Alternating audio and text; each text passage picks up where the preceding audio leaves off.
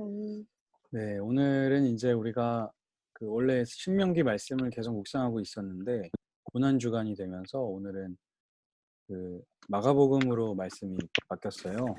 그래서 마가복음 11장 15절에서 25절 말씀인데 이게 이 말씀으로 바뀐 게 아마 그 고난 주간 한 주간 그 예수님의 그 행적을 이렇게 말씀을 따라서 그렇게 이제 정해진 것 같아요. 네. 그래서 우리가 말씀을 한 구절 한 구절 좀 읽어보도록 하겠습니다. 오늘 잠들기 전 묵상 한 구절 마가복음 11장 15절에서 25절 말씀인데요. 오늘 기석이가 처음 들어왔으니까 한 번 더 이 설명을 해드릴게요. 이거를 하면 우리가 하루를 말씀으로 마무리할 수 있는 또 장점이 있고 와, 서로의 생각을 들을 수 있는데 아직 들을 수 서로의 있구나. 생각은 잘 이야기 나누지 않고 있습니다. 날마다 새로운 말씀을 깨닫는 또 즐거움이 있어요. 하루를 말씀으로 점검할 수 있고 짧습니다. 짧게 끝내겠습니다. 우리 말씀 돌아가면서 한 절씩 읽죠. 순서는 저, 홍규, 기석, 혜연 이렇게 하겠습니다. 네, 예루살렘에 도착하시자마자 예수께서 성전으로 들어가 거기서 장사하던 사람들을 내쫓기 시작하셨습니다. 예수께서는 돈 바꿔주는 사람들의 상과 비둘기를 파는 사람들의 의자를 둘러 엎으셨습니다. 그리고 어느 누구라도 장사할 물건들을 들고 성전 안으로 지나다니지 못하게 하셨습니다. 그리고 예수께서 사람들을 가르치시며 말씀하셨습니다. 내 집은 모든 민족들이 기도하는 집이라 불릴 것이다. 라고 성경에 기록되지 있지 않느냐. 그런데 너희는 이것을 강도의 수굴로 만들고 말았다. 이 말을 듣고 난 대제사장들과 율법학자들은 예수를 죽일 방도를 궁리하기 시작했습니다. 그들은 모든 사람들이 예수의 가르치심에 놀라는 것을 보고 예수를 두려워했던 것입니다.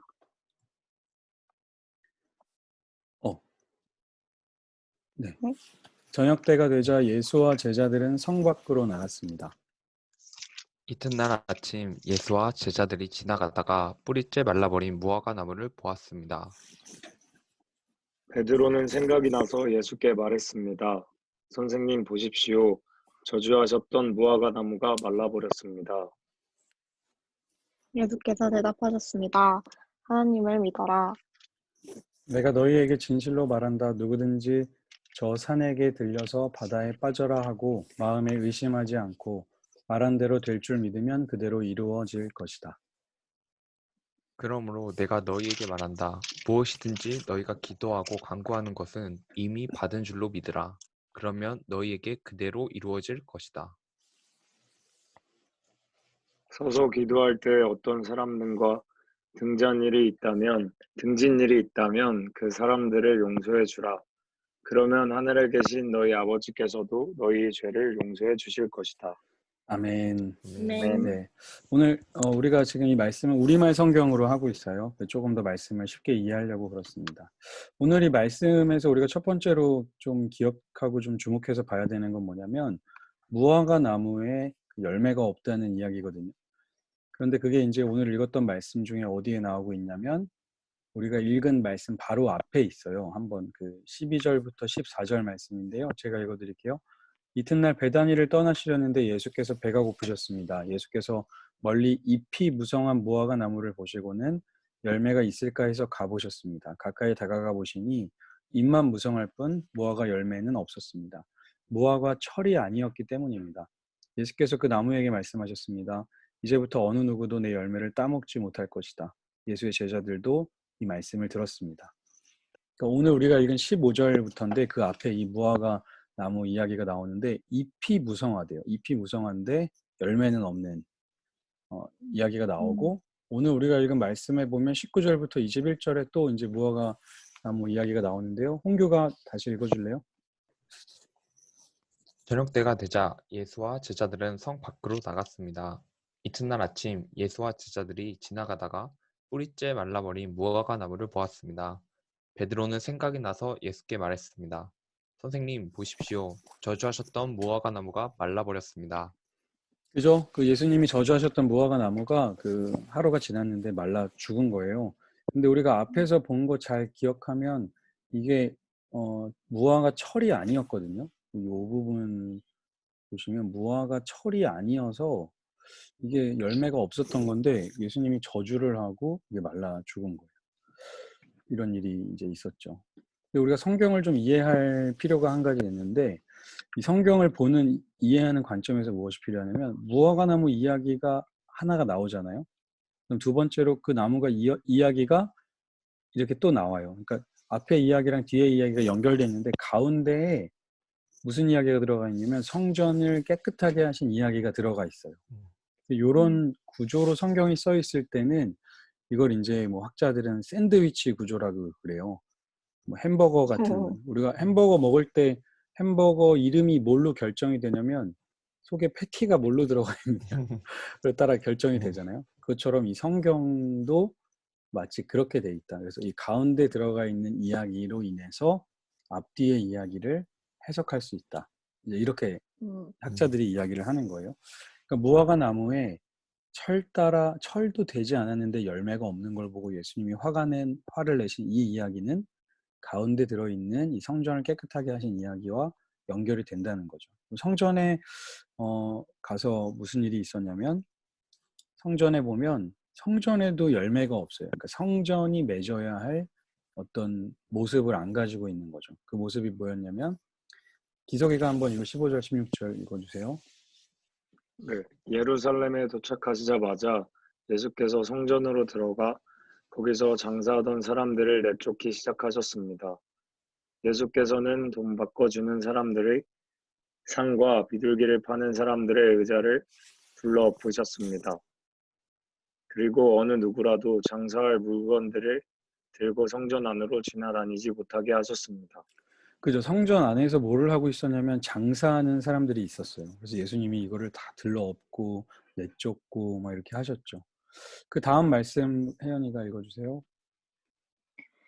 그리고 예수께서 사람들을 가르치시며 말씀하셨습니다. 내 집은 모든 민족들이 기도하는 집이라 불릴 것이다. 라고 성경에 기록되어 있지 않았느냐? 그런데 너희는 이곳을 강도의 소굴로 만들고 말았다. 이 말을 듣고 난 제사장들과 율법 학자들은 예수를 죽일 방도를 궁리하기 시작했습니다. 그들은 모든 사람들이 예수의 가르치심에 놀라는 것을 보고 예수를 두려워했던 것입니다. 그렇죠. 성전에서 예수님이 정말 원했던 것은 무엇이었냐면 17절에 있는 것처럼 여기는 기도하는 집인데 너네는 왜 이걸 강도의 소굴로 만들었냐. 그러니까 예수님이 성전에서 찾고 싶었던 어떤 열매는 기도와 관련된 열매였던 거죠. 그런데 이게 뭐 기도와 관련된 열매가 맺힐 때가 아닌데 예수님은 찾고 계셨다. 아마 이렇게 연결해서 이해할 수가 있을 거예요. 기도해야 할 곳에 기도가 없다라는 지금 이런 상황인 거죠. 그러면 어떤 열매가 없었냐면 첫 번째로는 기도의 능력이 안 나타나고 있었던 거예요. 그래서 어떤 능력이냐면 습관적인 기도만 하고 있는 겁니다. 예를 들면 유대인들이나 요즘 그 무슬림들 여러분들 보시면 그 사람들 하루에 5번 기도하거든요. 뭐 해 뜨기 전에 한 번 하고 해 뜨고 나서 오전에 한 번 하고 점심 때 한 번 하고 또 오후쯤에 한 번 하고 해지기 전에 한 번 하나 뭐 이렇게 해서 5번 기도하는 이 습관처럼 걔네 기도하는 건데 사실 그 습관적인 기도가 참 중요하기도 하지만 우리가 마치 이 기도를 그냥 해치우는 듯이 기도를 할 때가 있어요.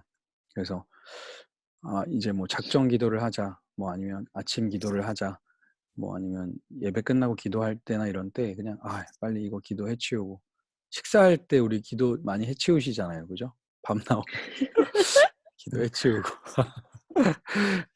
참 뭐 그런 때가 많이 있는데 그런 기도 진짜 능력이 없는 기도다. 근데 지금 이 사람들이 기도의 행위는 하고 있었거든요. 이 성전에 있는 사람들이. 근데 그냥 해치우기식으로 기도를 하고 있었던 거죠. 두 번째 문제는 뭐냐면 이 사람들의 기도와 삶이 연결이 안 되고 있었던 거예요. 그게 이제 말씀에 표현이 되고 있는데요.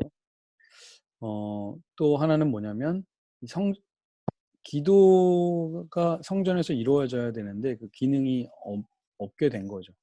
그 말씀을 이제 예수님이 이렇게 이야기하시는 건데요. 24절에 보면 그러므로 내가 너희에게 말한다. 무엇이든지 너희가 기도하고 간구하는 것은 이미 받은 줄로 믿으라. 그러니까 이것은 그러니까 뭐 기도하면 다 이루어진다 뭐 이런 이야기가 아니고 기도를 하긴 하는데 그냥 반복적으로 뭔가 하고 있을 뿐.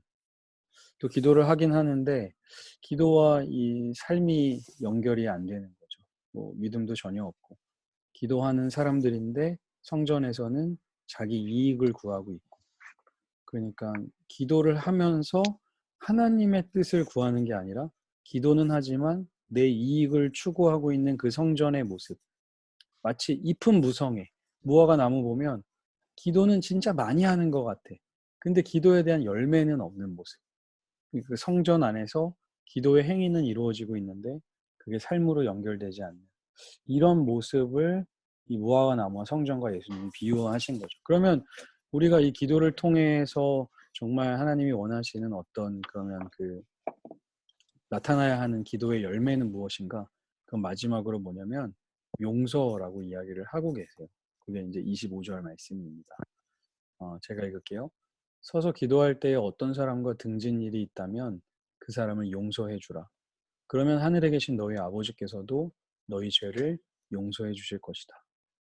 이 25절의 말씀을 우리가 그러니까 무화과 나무 이야기가 시작된 11장 12절부터 연결해서 읽어야 이게 하나의 그 맥으로 이어지고 있다는 거죠. 예수님이 가서 무화과 나무를 보시고 잎은 무성한데 열매가 없다. 지금 뭐 때가 되지 않았으니까 없는 거 아닙니까? 라고 우리는 핑계댈 수 있겠죠. 그러니까 우리가 이제 기도를 열심히 하고 있지만 기도의 열매는 누군가를 용서하는 건데 이게 열매가 맺히지 않을 때 우리 뭐라고 얘기하냐면 아직 용서할 때가 안 됐습니다. 아직 좀 더 기다려야 됩니다. 라고 말하는 것처럼 기도는 하고 있지만 내 마음은 저 사람을 용서할 마음이 없는 마치 그런 우리의 삶을 예수님이 비난하고 계신 거죠. 그거는 기도의 삶이 아니다. 그런 모습이 우리에게 나타나서는 안 된다. 진정 기도하는 사람이라면 그 사람을 통해 용서라는 열매가 나타나야 한다라는 이제 그 이야기들을 하신 거죠. 그러니까 뭐 성전이 깨끗해져라 뭐 이런 얘기한 게 아니고 뭐 무화과 나무 나 배고픈데 왜 먹을 거 없냐 이런 이야기 하신 게 아니고 성전이라면 너희가 그리스도인이라면 성전에 그렇게 모이길 원한다면 너희 안에 나타나야 하는 그 능력이 무엇이냐? 그것은 바로 원수를 사랑하는 능력이다. 이런 이야기를 이제 그 이제 십자가를 가시기 그 일주일 전에 그 며칠 전에 하신 이야기죠.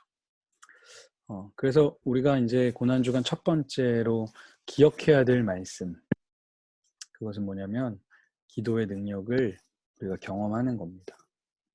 기도하면서 하나님께서 정말 내 안에서 일하셔서 그 정말 누군가를 용서할 수 있는 그 능력이 나타나는 그거를 우리가 이제 경험하는 또 그런 날이 되었으면 좋겠습니다. 네, 이게 마지막 슬라이드인 것 같아. 끝났네요. 네, 그래서 네, 기도의 능력을 경험하는 우리가 되기를 바랍니다. 하하하. 아, 뭐야? 네네. 뭐 혹시 뭐 말씀 읽다가 궁금하거나 또 방금 읽었던 말씀 통해서 깨달은 게 있다면 여기 채팅창에 쓰셔도 되고 아니면 그 여러분들 지금 이야기한 게 유튜브로 이렇게 올라가거든요. 거기에 이제 댓글로 달아주셔도 또 도움이 됩니다. 서로가 이해하는 데 도움이 될 것 같아요. 할 얘기 있는 사람?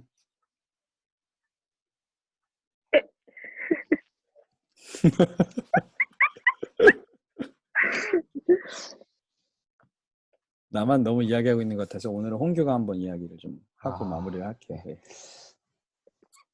기도의 능력. 저는 옛날에 지금도 그러지만 그런 기도를 했어요. 그러니까 좀 그냥 너무 사랑의 하나님이잖아요. 근데 사랑하지 못하는, 용서하지 못하는 저의 모습을 알기 때문에 그럴 때 주님을 기억하게 해달라. 지금 내가 잘못 가고 있다는 걸 주님 기억나게 해주세요. 근데 진짜 거짓말처럼 그게 기억이 나더라고요. 그래서 기도의 그때 능력을 체험했습니다. 아, 진짜 내가 감사하다. 남을 미워하고 있구나가 어, 인식이 돼요. 남을 질투하고 있구나 교회 안에서도. 아, 음, 그러고 있구나 내가. 근데 음, 거기서 좀 진짜 기억이 나올 때 되게 깜짝 놀래. 그런 마음을 주실 때. 그래서 안 그러려고 노력하고 있습니다. 감사합니다. 진짜. 너무 좋은 이야기다. 그 예전에 어떤 목사님이 그런 얘기 했는데, 뭐 여러분들 중에 뭐 원수가 없는 사람이 어디 있겠습니까? 그랬는데 어떤 할아버지가 그랬나? 저는 미워하는 사람이 하나도 없다고. 그래서 대단하다고 그랬더니 그 할아버지가 미워하던 사람들이 다 죽어서 이제 없다고. 죽을 때까지 우리는 아이고. 미워하는 사람이 있는 것 같아. 그죠? 네. 진짜 요즘 근데 코로나로 이렇게 사람들 안 만나니까 미워할 뭐 마음도 별로 없긴 한데 그 기도의 그 능력이 용서의 능력이 진짜 좀 있으면 좋겠어. 그죠? 살아있는 동안 목사님, 네네. 만약에 음, 미워하는 마음이 생겨서 음, 그것 때문에 기도를 드리는데 음. 그러다 화가 나서 기도가 잘 안 되면 어떡해요? 그 사람 생각하니까 너무 화가 나가지고. 막 아, 기도가 딴 길로 새면은 어, 기도를 멈추고 좀 생각을 따로 해야 되는 건가요? 아니면 진짜 어렵네요. 저도 근데 사실 그런 때가 많이 있거든요. 누군가를 진짜 진심으로 좀 용서하고 싶고 좀 좋은 관계로 지내고 싶어서 기도하다가 화가 나고 뭐 그 화를 묵상하게 되더라고. 아침에 네. 양치질 하면서 진짜 분노의 양치질을 진짜 해. 진짜 막 꼭 그때 생각이 나, 화장실에서. 그런 때가 있어요. 그때는 저는 아예 그냥 다른 생각을 좀 하려고 그래요. 그러니까 용서해달라고 하는 기도를 하는데 그 화가 진정이 되지 않는다면 좀 다른 기도를 하는 게 좀 필요할 것 같아. 네. 그리고 또 알겠습니다. 홍규가 이야기한 것처럼 내가 어떤 사람이었는데 나를 얼마나 사랑해 주셨는지에 대한 그 하나님의 사랑을 좀 묵상하는 방법이 네. 도움이 될 것 같아요. 알겠습니다. 네. 이거 진짜 너무 좋다. 용서해달라고 기도하는데 더 화가 나는 이 진짜. 생각이 나니까 맞아. 뭔가 되게 기도를 해야 되는데 곱씹게 되더라고요. 그쵸. 그래서 막 또 그러다 보니까 내가 미워하는 마음을 갖는 게 화가 나는 거예요. 그지.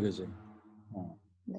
그것 때문에 좀 그랬던 경험이 있어서 어떻게 해야 되나 궁금했습니다. 근데 뭐 어떤 책에서 보니까 성경은 아닌데 분노의 감정은 결국에는 나를 다치게 한대요. 결국엔 나. 네. 그게 제일 마음 아픈 것 같아. 미워하고 있는 마음이 나를 더 힘들게 해가지고. 참. 어떻게 우리가 분노를 잘 이겨낼 수 있을지. 기도의 능력을 또 경험하는 때가 아니지만 그 용서하게 하시는 그 열매를 맺게 하실 분이 우리 하나님이신 줄 믿어요. 네. 네. 기석이 뭐 할 말 있어?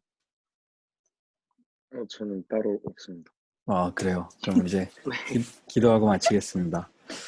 하나님 감사합니다. 예수님께서 십자가를 향해 걸어가신 그 십자가의 여정 중에 첫 번째 날입니다. 특별히 주님께서 성전에 있어야 할 그 기도의 능력, 용서의 능력이 없음을 보시고 안타까워하셨는데 우리가 그리스도인으로 살아가면서 주님이 정말 말씀하신 용서의 능력은 체험하지 못하고 우리가 얻고자 하는 것만 얻으려 하는 그런 모습이 있는 것은 아닌지, 입만 무성한 무화과 나무의 모습은 아닌지 우리 자신을 다시 돌아보며 이 밤에 또 주님께서 우리를 위해 역사하실 것들을 기대하며 나아가는 우리들 되게 하여 주옵소서. 감사드리며 예수님의 이름으로 기도합니다. 아멘. 아멘. 수고하셨습니다. 네, 감사합니다. 또 만나요. 감사합니다. 가서 일찍 주무세요, 목사님. 네, 이제 가야죠. 굿밤 안녕. 되세요. 네, 굿밤.